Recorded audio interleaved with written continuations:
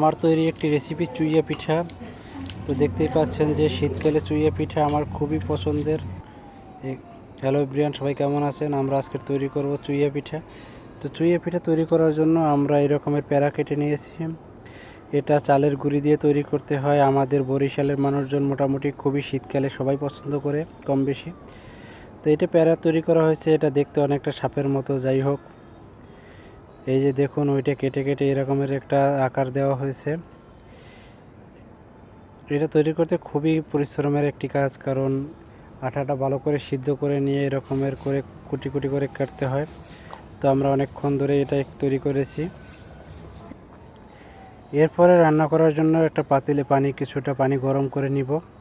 এর ভিতরে দিয়েছি এলাচ, দারচিনি, এটাতে ফ্লেভার আনার জন্য এটা দেওয়া হয়েছে। একটা তেজপাতা দিয়ে দিয়েছি। তো পানিটা গরম হয়ে গেছে, এরপরে দিয়ে দিয়েছি পরিমাণ মতো চিনি। যারা যদি চিনি বেশি খান তাহলে বেশি খাইতে পারেন। এটা চাইলে গুড় দিয়েও তৈরি করতে পারেন, চাইলে খেজুরের রস দিয়েও তৈরি করতে পারেন। আমার কাছে চিনিটাই বেশি ভালো লাগে। এরপরে নারিকেল বাটা দিয়ে দিয়েছি। নারিকেলটা দেওয়ার কারণে অতিরিক্ত একটা স্বাদ তৈরি হবে। এটা ভালো করে একটু সময় গরম করে নিয়েছি। এরপরে দিয়ে দিয়েছি দুধ, একেবারে গ্রাম থেকে নিয়ে আসা খাঁটি গরুর দুধ দিয়েছি। তো এখানে আপনারা দুধের পরিমাণটা যদি বেশি করে দেন তাহলে এই জিনিসটা খাইতে অসাধারণ লাগবে। আমরা আরও কিছুটা এক্সট্রা গুঁড়া দুধ দিয়ে দেব। এখন চিনি দিয়ে দিয়েছি, এই যে গুঁড়া দুধ দিয়ে দিচ্ছি। গুঁড়া দুধটার পানিটা গরম হওয়ার পরে ভালো করে এটা মিক্স করে নিতেছি।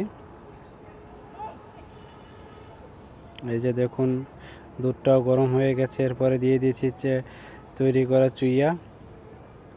এই পিঠাটার নামকরণ করা হয়েছে চুইয়া পিঠা, কারণ এটা চুইয়ে চুইয়ে খাইতে হয়। দেখতেই পাচ্ছেন যে খুব সুন্দর দেখাচ্ছে।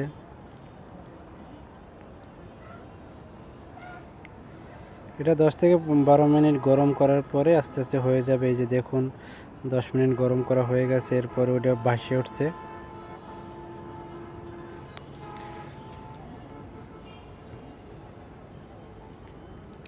একটু পরে ঘন হয়ে যাবে, যার পরে আমরা এটা বন্ধ করে দেব। এটা শীতকালে সব রাত্রের বেলা রেখে দিলে সকালে একেবারে জমাট বেঁধে যায়। এই যে দেখুন, আমাদের রান্না করা হয়ে গেছে। এরপরে আমি এখন খাবো। এই যে বাটিতে করে নিয়ে নিচ্ছি। দেখুন চুইয়াগুলো, এটা পুরোটাই দুধ আর খেতে সেই সুস্বাদু। দেখুন একবার।